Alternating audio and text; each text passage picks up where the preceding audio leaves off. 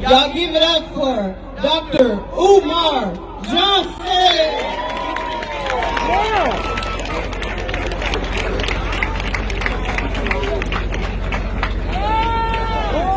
Come on, King. Come on, King. Come on, King.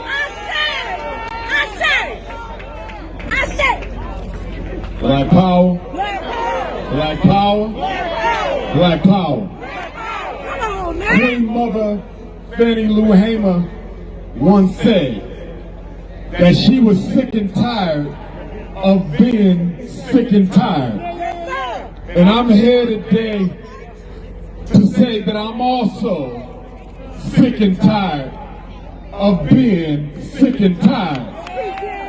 I'm sick and tired of police killing black people knowing that they won't be held accountable for it.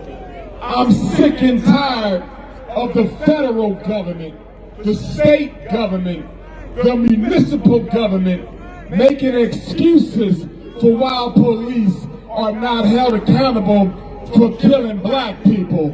And I'm sick and tired of the black church taking our money on Sunday but not fighting for us on Monday. I'm sick and tired of the black church preaching Jesus on Sunday, but you won't preach justice on Tuesday. I'm sick and tired of black people having time to do everything else but fight for justice. I'm sick and tired of America claiming to be the land of opportunity when in fact she has been a land of genocide and extermination, not 400 years ago, but yesterday.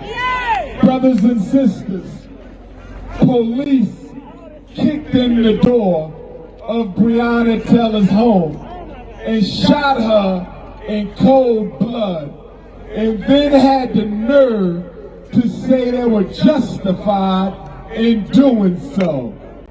Well, according to the United States Constitution, 4th Amendment, citizens have a right to be safe and protected in their person and property and home against unreasonable searches and seizures. So the question is whether or not Breonna Taylor is a citizen, was a citizen of the United States of America. The Second Amendment says that citizens have a right to own, bear, and use arms in the defense of their life and family. So when Brother Kenneth pulled out his pistol and let one off, he was exercising his constitutional right to defend his queen and defend himself.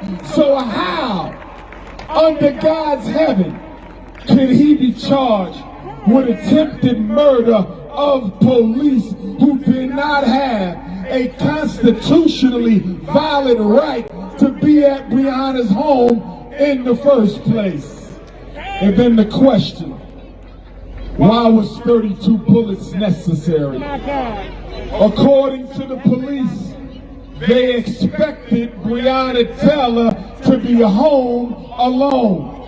So if you go into the home of a 26-year-old young black professional female, why in the hell do you need 7 police? And if you go into the home of a young black professional female who you believe to have been in the home alone, why did you let off 32 bullets? I'll tell you why they let off 32 bullets, brothers and sisters. They let off 32 bullets because they intended to kill anything that was in that home, so there would only be one version of the story. They let off 32 bullets because they intended to take the life of whomsoever was in Breonna's home because they wanted to make sure the fairy tale that they've been telling on ABC, and the fairy tale they've been telling on NBC, and the fairy tale they've been telling on Fox News, they wanted to make sure they would be the only one to tell their story. But thank God for Brother Kenneth Walker, and thank God for sparing his life. Because had the universe not spared Brother Kenny, we would have never known what happened in Breonna's home that night. And then on top of all of that, after you put 6, 8, 10 bullets in our sister, you didn't even have enough respect for black life to call for a medic. You didn't even have enough respect for black life to call for an EMT. You didn't even have enough respect for black life to get on the radio and demand some medical attention. There's 3 killers who are free right now. There's 3 killers who have not been held accountable to justice. But they're not alone. Mayor Greg Fisher, you had Breonna's blood on your hands. Attorney General Daniel Cameron, or should I call you Attorney General Coon? You have Breonna Taylor's blood on your hands. Governor Andy Beshear, you have Breonna's blood on your hands. According to the United States Constitution, if a public official cannot carry out the duties of office, if a public official cannot protect the constitutional rights of all people, then the federal government has a right to come in and make them do it the right way. I submit that Attorney General Daniel Coon Cameron does not have the ability to protect the constitutional rights of black folks. He should be impeached and he should be removed. My question to you, Attorney General Cameron, how much money did the police donate to your gubernatorial race to make you turn your back on your sister, Breonna Taylor? How much money did the Republican Party put up for your election so you could turn your back on Breonna Taylor? I want to know, what kind of a black man sides with the white man against a black woman? I want to know.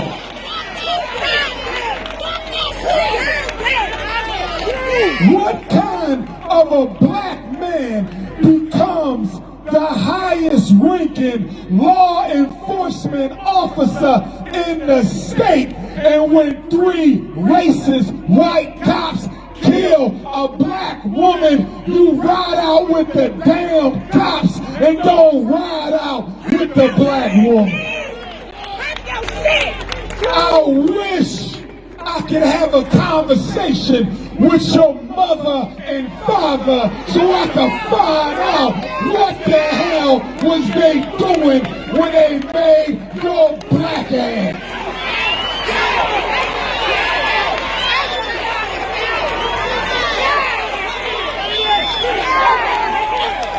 Governor Andy Beshear, I understand that you don't control the Attorney General.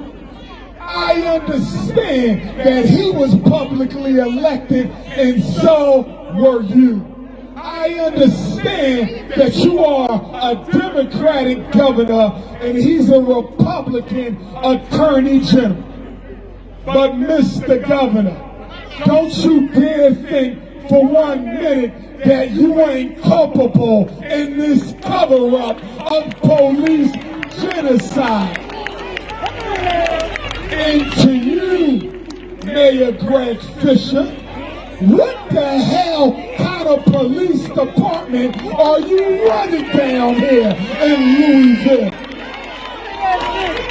I'm trying to figure out how you got elected 1 term, 2 term, and now your ass in a 3rd term, and you ain't brought justice to black folks not a single day since your crack ass been in that office.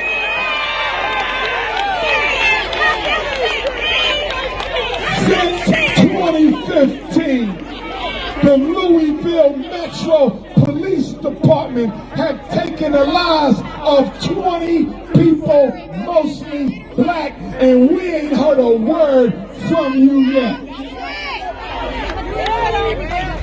That's 4 police killings a year since 2015, and all of them have been on your watch.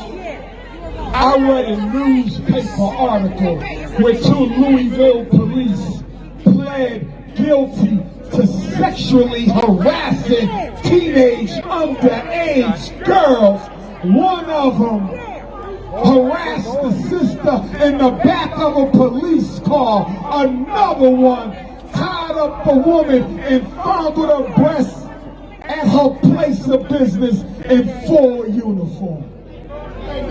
Did you know that all 3 of Breonna's assassins had a record of police misconduct?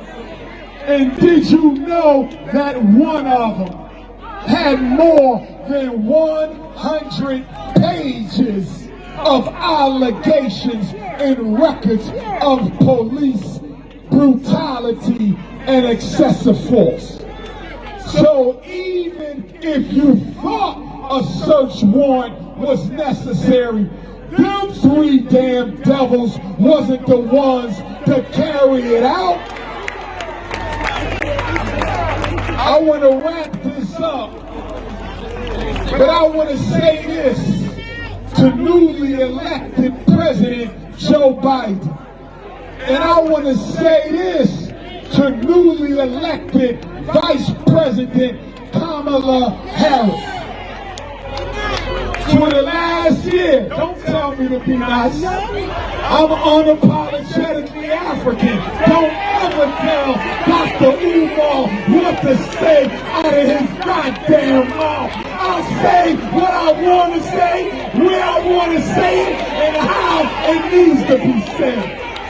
Like I said, President Biden and Vice President Harris, you've been in office for 60 days. And every time I wake up and turn on the news, I don't hear nothing about Breonna Taylor. I don't hear nothing about Ahmaud Arbery. I don't hear nothing about Sandra Bland. I don't hear nothing about all the black people who were murdered at the hands of police. Now, President Biden, you told black America that if we stand with you, you will stand with us. Kamala Harris, you told black people that if we show up on election day, you will show up for us. Well, it's been 60 days and neither one of you have showed up in Louisville, Kentucky. President Biden, Kamala Harris, you are Democrats. The governor of Kentucky, a Democrat. The mayor of Louisville, a Democrat. And I'm going to say this here. I don't know who told the Democratic Party that they own the black vote. I don't know who told the Democratic Party that black America are your field Negroes. I don't know who told the Democratic Party that you can beg us for votes and not deliver when the time is right. So, with that being said, Governor Bashir, you will be a one-term governor if those 3 killers ain't locked up soon. President Biden, you will be a one-term president if Breonna's 3 killers ain't locked up soon. Kamala Harris, you will be the first woman president in American history. All power to you. Good luck. But if those 3 men who killed Breonna Taylor ain't locked up soon, your ass will not be going to the Oval Office.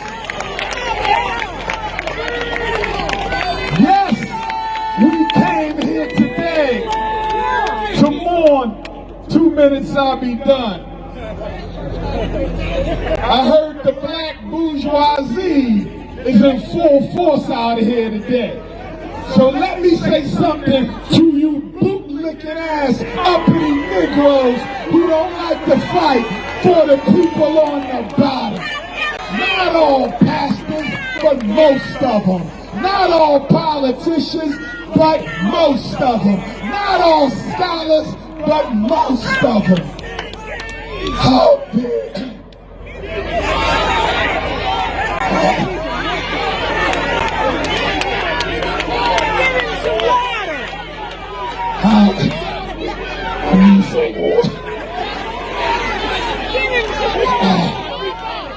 don't give me no CIA water and don't give me no FBI water. You sure this ain't the FBI's water?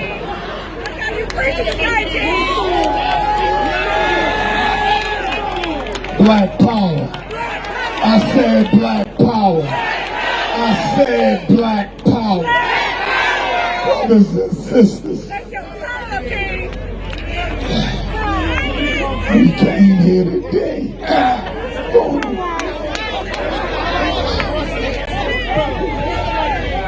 Yes, Breonna's spirit. But I'ma say this in my low voice.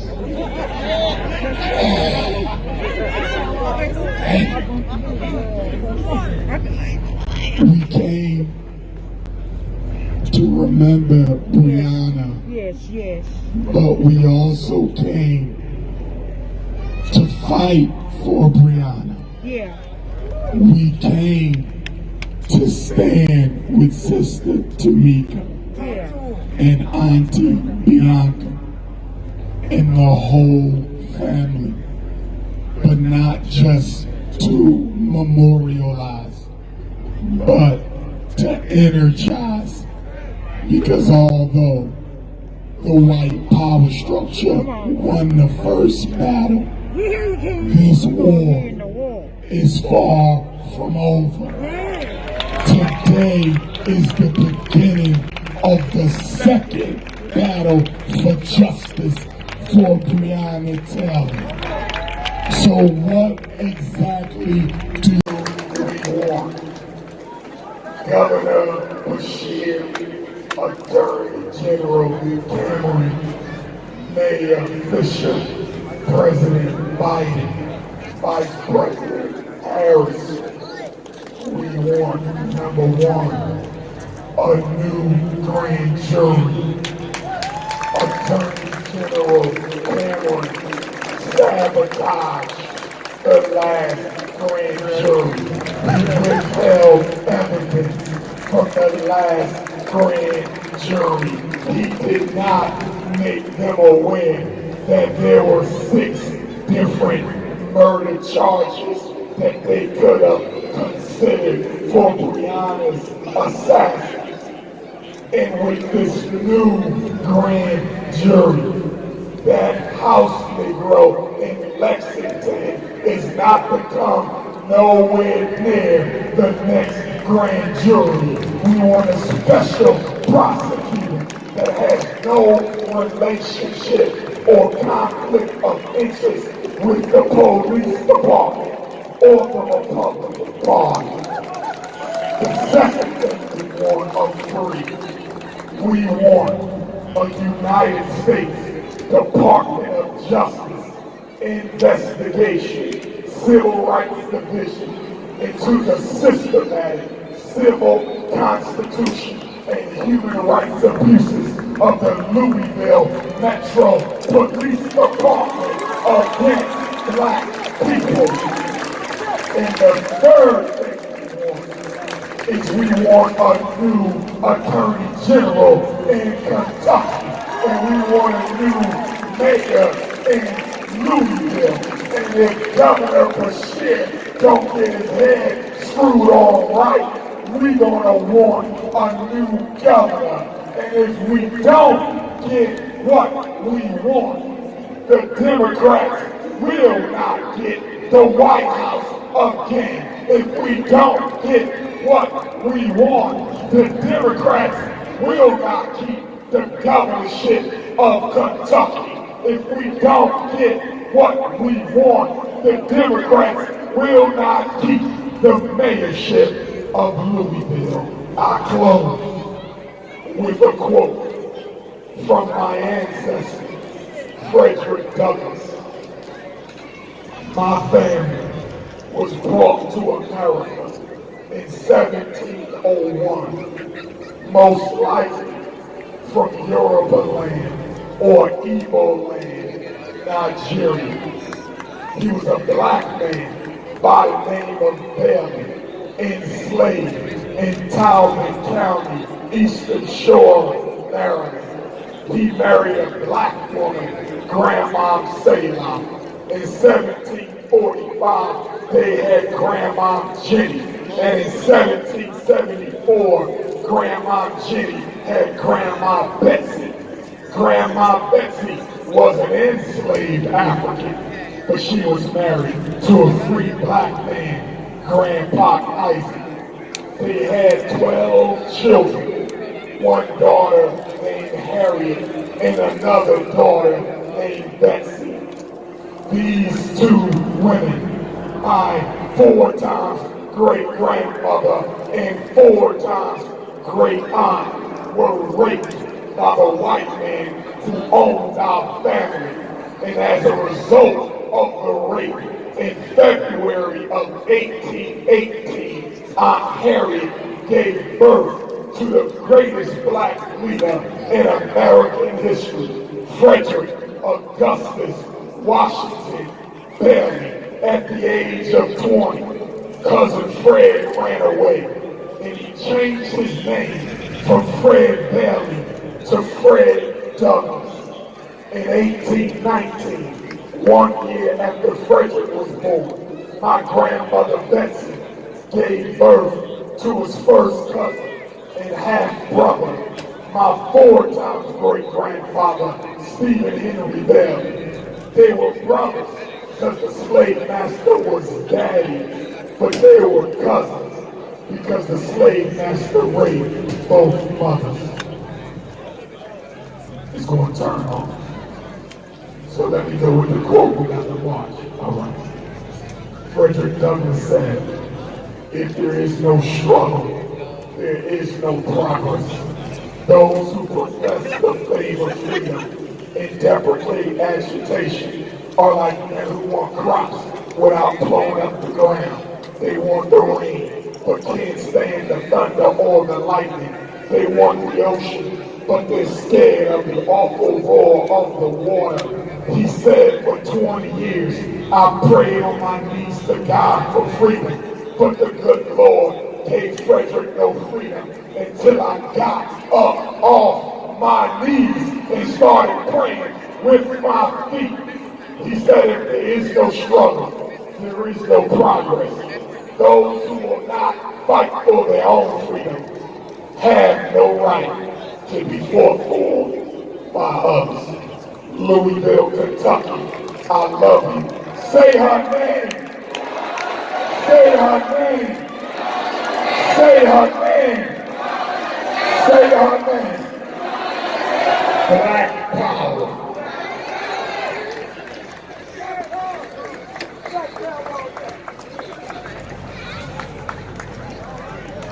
Y'all ready to make